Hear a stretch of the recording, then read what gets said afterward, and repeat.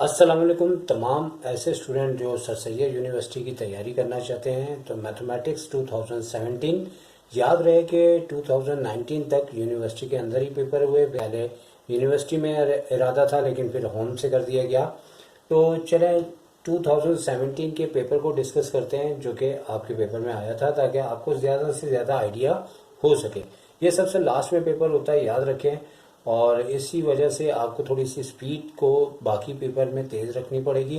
वो भी इंशाल्लाह वीडियो के एंड में मैं एक लिंक दे दूंगा जिसमें आप 2017 के बकिया पेपर भी देख सकेंगे। फिर तो सबसे पहले स्टार्ट करते हैं पहली एमसीक्यूज, जैसे कि आपको साइड पे दिखाई दे रही होगी। इस एमसीक्यूज के मुताबिक जो है हमें एक इक्वेशन दी है स्ट्रेट लाइन की, और इसके अंदर पासिंग थ्रू द 2 और 3 पॉइंट दिया हुआ है, यानी कि आपको इक्वल इंटरसेप्ट्स दिए हैं। देखें, सबसे पहले नंबर 1 की बात कर लें तो नंबर 1 में याद रखें कि हमारे पास एक 2 इंटरसेप्ट की इक्वेशन होती है जो कि x upon a plus y upon b is equal to 1। अब नीचे ऑप्शन दिए हुए हैं, लेकिन याद रखें कि इस सूरत में जब इक्वल इंटरसेप्ट बोला है तो आपके पास a और b दोनों इंटरसेप्ट होते हैं। ये x का और ये y का, दोनों इक्वल है। और दूसरा ये कि जो पॉइंट आपको दिए हुए हैं, जैसे कि यहाँ पे पासिंग थ्रू द पॉइंट 2 और कॉमा 3, तो इसका मतलब है कि x और y इस सूरत में हमारे जो लाइन के ऊपर पॉइंट होते हैं, जहाँ से लाइन गुजरती है वही पॉइंट होते हैं। तो x को 2, a को a ले लेंगे, और y जैसे कि 3 दिया है तो यानी कि यहाँ मैं लिख भी देता हूँ कि ये x है और ये y है, और नीचे b को भी हम a ले लेंगे। इस तरीके से क्या है कि हमें a की वैल्यू पता लग जाएगी। और जैसे हमने यहाँ पे एलसीएम लिया a, तो 3 और 2 ऊपर 5 हो गया, और यहाँ पे 1 है।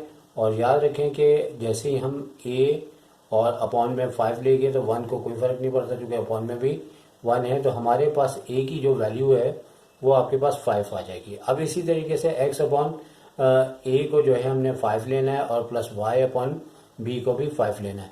और जैसे ही हम एलसीएम लेंगे इसका 5, तो ये x प्लस वाई, और इसमें जितनी आपको कमांड ज़्यादा होगी आप स्पीड से करेंगे और ज़बानी भी कर सकते हैं। तो यहाँ पे ये करेक्ट आंसर है जो कि आपका नंबर बी दिया हुआ है। अब सेकंड के ऊपर बात करते हैं तो मोनोटोनिक इंक्रीजिंग सीक्वेंस में दो ही जहन में बातें आती हैं, या तो कन्वर्जन या डाइवर्जन। तो मतलब कि हमारे पास ये सेकेंड ईयर मैथ्स के अंदर ये टॉपिक मौजूद है, जिसके लिहाज से आपको इसकी चंद बुनियादी डेफिनेशन और इंफॉर्मेशन पता होनी चाहिए। तो यहाँ पे इसका जो आंसर है मतलब कन्वर्जन इसका आंसर होगा। इसके बाद नंबर 3 पे हम आ जाते हैं, और ए वाला इसका आंसर है, और यहाँ पे भी हमने इसको इंडिकेट करते हैं कि ये बी वाला था और जाती है। तो नंबर 3 में आपको बेसिकली सिर्फ डेरिवेटिव फाइंड आउट करना है, और यहाँ पे आप इसे लिख सकते हैं कि y is equal to under root cos theta. और जैसे ही इसका डेरिवेटिव लेंगे तो आपको पता है कि ये बिल्कुल बुनियादी बात है कि पावर आने के बाद कॉस थीटा की जो भी पावर होती है उसमें से 1 को लेस कर लेते हैं, और डी अपॉन डी एक्स करते हुए कॉस थीटा का एक बार फिर डेरिवेटिव लेना होता है। तो यहाँ पे 1/2 हो गया, और हाफ में से नेगेटिव हाफ करेंगे तो कॉस थीटा की पावर जो है -1/2 हो जाएगा। जबकि कॉस थीटा का डेरिवेटिव आपको पता है कि माइनस साइन थीटा होता है। और इस तरीके से अब हमारे पास इस तरह की सिचुएशन है कि 1/2 तो साइड पे मौजूद है, और नेगेटिव भी यहाँ पे लगा देते हैं स्टार्टिंग में, और साइन थीटा पॉजिटिव पावर के साथ न्यूमिनेटर में रहेगा, जबकि कॉस थीटा अपॉन में जाके रूट में लिखा जा सकता है, क्योंकि नेगेटिव पावर डिनोमिनेटर में जाके पॉजिटिव हो जाएगी। और ये हमारे पास इसका आंसर आ चुका है। और यहाँ पे अगर हम आंसर मैच करें तो हमारा जो सी ऑप्शन है उसके मुताबिक ये आंसर दिया हुआ है। अब नंबर 4 के ऊपर बात कर लेते हैं। नंबर 4 एमसीक्यूज, इसमें आपसे एक कर्व दिया हुआ है और उसका उन्होंने रिप्रेजेंट एट अल्फ़ा गालिबन लिखा हुआ है, जो इतना वाजे नहीं है। द स्लोप ऑफ द, अच्छा अब याद रखें कि एक जब भी कर्व होता है तो जब हम उसका डेरिवेटिव लेते हैं तो वो हमें वैसे ही पता होना चाहिए कि वो स्लोप जो है वो टेंजेंट का होता है, क्योंकि जब भी हम किसी कर्व का डेरिवेटिव लेते हैं तो वो टेंजेंट का स्लोप होता है। ये हमें फर्स्ट सेकंड ईयर के 5 चैप्टर यानी एप्लीकेशन ऑफ डेरिवेटिव के हिसाब से ये बातें ज़बानी याद होनी चाहिए। वॉल्यूम दिया हो तो डेरिवेटिव लेंगे तो एरिया आ जाएगा, एरिया का डेरिवेटिव लेंगे तो लेंथ आ जाएगा। तो ये बुनियादी कॉन्सेप्ट्स ही हमें जो है आगे जाके कामयाब करते हैं। अच्छा, नंबर 5 पे आते हैं। तो नंबर 5 पे हमें साइन एक्स की मैक्सिमम वैल्यू 1 दी हुई है और लाजमी तौर पे जो वैल्यू दी है अब ये बताना है कि ये किस डिग्री के ऊपर है। तो याद रखें कि हमारे पास पाई/2 यानी कि 90 डिग्री जो है वो हमारे पास साइन एक्स की मैक्सिमम वैल्यू होती है जो कि 1 के इक्वल होती है। तो इसका सी ऑप्शन है, जबकि ऊपर वाले का जो है आपका ऑप्शन नंबर बी था। तो इसके बाद नंबर 6 पे बात कर लेते हैं। और नंबर 6 पे जो दिया हुआ है, एक फंक्शन दिया हुआ है कॉस एक्स। अब नीचे मतलब फंक्शन कॉस एक्स देने के बाद हमें जजमेंट करना होगा कि वो किस लिहाज से ये बात कर रहा है। तो यहाँ पे इसका बी ऑप्शन होगा जो कि इवन फंक्शन है। तो बी जो कि इवन फंक्शन के हिसाब से इसका आंसर होगा। और चूंकि बात चीज़ें ऐसी हैं जो आपने पढ़ी होंगी तो आपको समझ आएगी, क्योंकि हमारे पास होता यह है कि अगर एफ एक्स लिखा जाए और यहाँ पे कॉस एक्स लिखा जाए, और अगर माइनस एक्स जैसे कि ऑड फंक्शन इवन फंक्शन होता है, ये भी हमारे सेकेंड ईयर के फर्स्ट चैप्टर के अंदर पहली एक्सरसाइज में ये बातें लिखी हुई हैं। तो अब एक्स की जगह माइनस एक्स लिखते हुए हमें पता है कि कॉस इस सूरत में पॉजिटिव कॉस एक्स के बराबर होता है, तो इस सूरत में ये इवन फंक्शन होता है। लेकिन ज़रूरी नहीं है कि ये 2017 के अंदर जो पेपर आया वही आपका आए। अब हो सकता है कि इसकी जगह साइन आ जाए, कॉस आ जाए। तो कुछ एक्स्ट्रा बातें भी बता देता हूँ मैं। जैसे अगर साइन एक्स दे दें तो साइन एक्स जो है वो अगर इस सेंस में देखें कि साइन एक्स का अगर एंगल अगर नेगेटिव देते हैं, पहले तो मैं ये लिख दूँ कि ये ऑड फंक्शन कहलाएगा। ठीक है, एफ से मुराद है फंक्शन, क्योंकि साइन का अगर एंगल माइनस हो तो ये माइनस साइन एक्स हो जाता है। इसी तरह 10 का एंगल अगर माइनस हो एक्स तो वो भी माइनस 10x हो जाता है। तो यानी कि हमारे पास ये दोनों ऑड फंक्शन कहलाएंगे, लेकिन कॉस एक्स हमारे पास जो है वो इवन फंक्शन कहलाता है। लेकिन याद रखें कि कॉस से सेक भी हो सकता है, वो भी इवन है। यानी कॉस का इन्वर्स सेक होता है तो वो भी इवन है।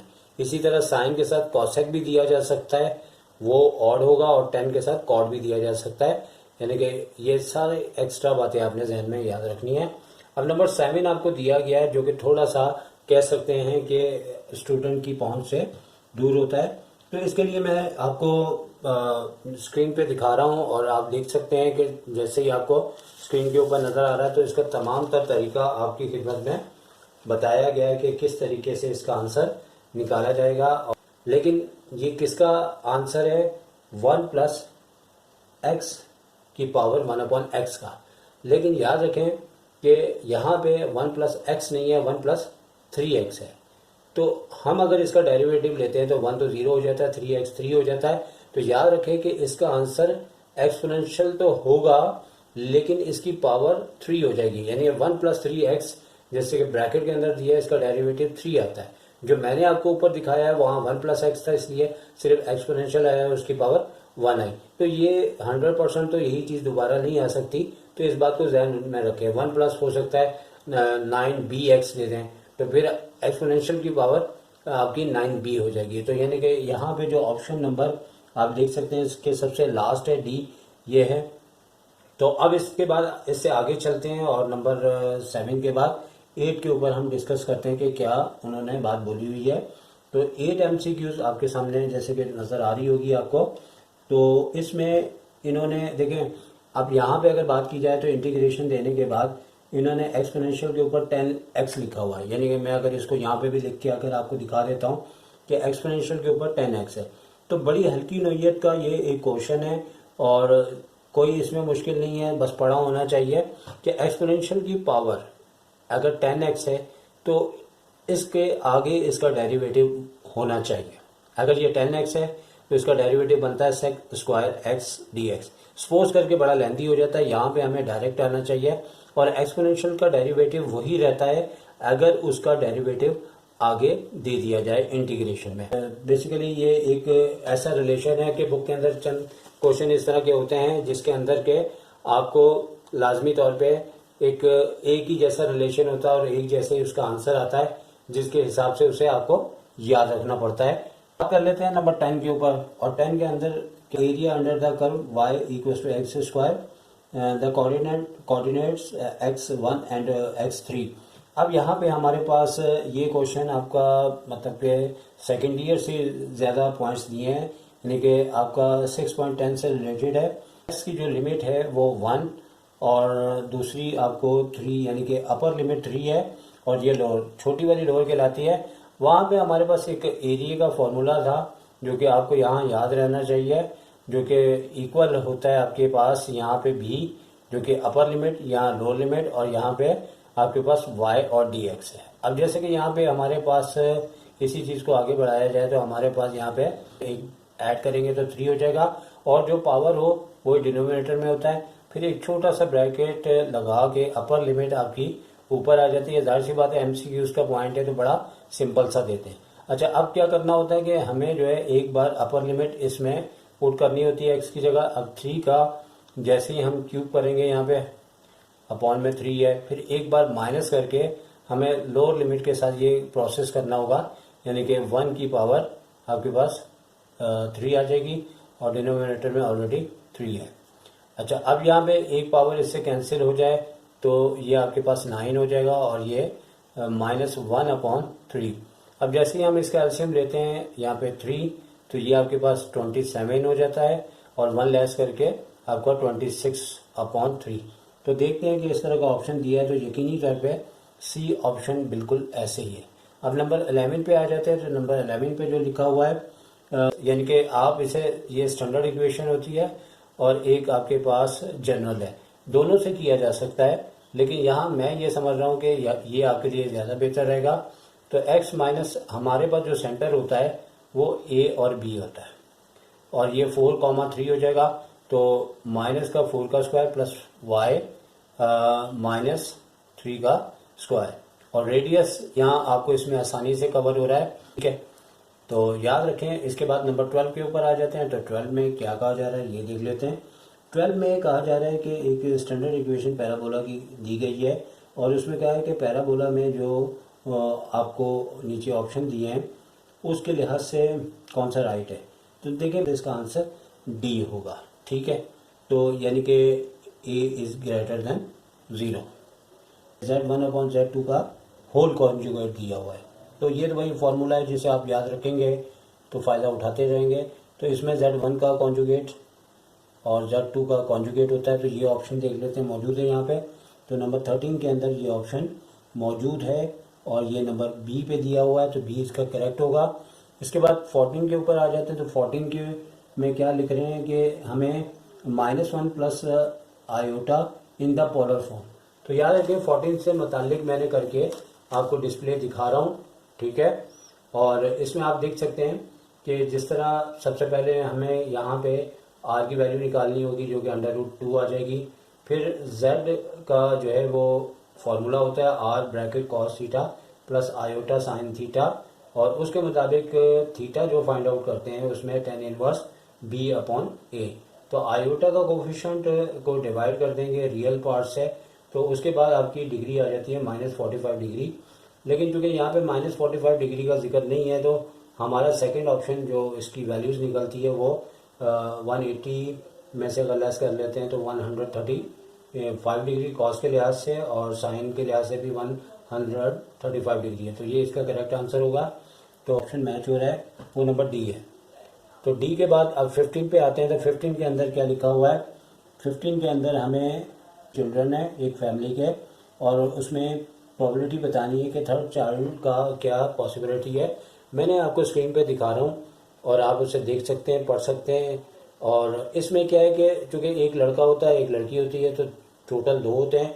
तो लड़की की भी पॉसिबिलिटी मतलब चाहे गर्ल्स की हो या फिर बॉयज़ की हो तो दोनों 1/2 होती है। तो इस लिहाज से हमारे पास आंसर यहाँ पे ऑप्शन मौजूद होगा 15 का। तो ऑप्शन 0.5 लिखा हुआ है तो वो है नंबर सी। अब बात कर लेते हैं नंबर 16 के ऊपर। तो 16 के अंदर जो लिखा जा रहा है उसमें बुनियादी तौर पे उन्होंने एक 2 rows of a square matrix.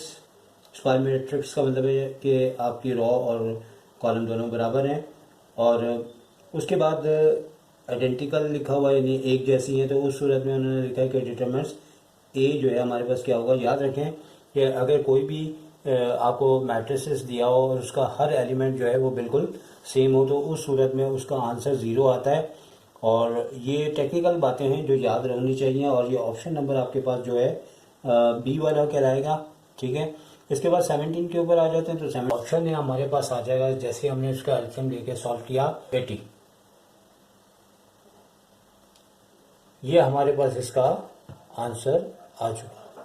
तो नंबर 17 MCQs का मुझे कोई भी करेक्ट ऑप्शन नज़र नहीं आता। और वैसे भी मैंने देखा है कि अक्सर ये जो पेपर बनाते हैं 1, 2, 3 लाजमी इसमें कोई ना कोई ऑप्शन गलत होते हैं। शायद ये इनका तरीका इम्तिहान ही ऐसा होता है कि ये चेक करते हैं कि यहाँ पर बच्चा, ज़ाहिर सी बात है मेरा भी यहाँ पे अच्छा खासा टाइम यूज़ हुआ और मैं बहुत ही यानी कि टाइम लगाना पड़ा। लेकिन अगर इस तरह स्टूडेंट के साथ ऐसा हो तो ये कोई अच्छी टेक्निक नहीं है, ठीक है ना। ठीक है, आंसर नहीं आ रहा, लेकिन अब बंदा यही एक्सपेक्ट करता है कि ऑप्शन सही होंगे, लेकिन अगर ऑप्शन ही गलत है तो स्टूडेंट क्या करेगा। तो ना पढ़ने वाला तो ठीक है, कोई भी टिक कर देगा, पढ़ने वाला तो ज़्यादा कंफ्यूज होगा। तो इसके बाद नंबर 18 पे आ जाते हैं। तो 18 के ऊपर जैसे थोड़ा सा वीडियो लंबी हो रही है तो मैंने करके आपको दिखा दिया है कि यहाँ पे एक पूरा मतलब कि एक प्रोसेस है। नंबर 18 के अंदर पहले आर निकालेंगे जो कि √14 आ जाएगा।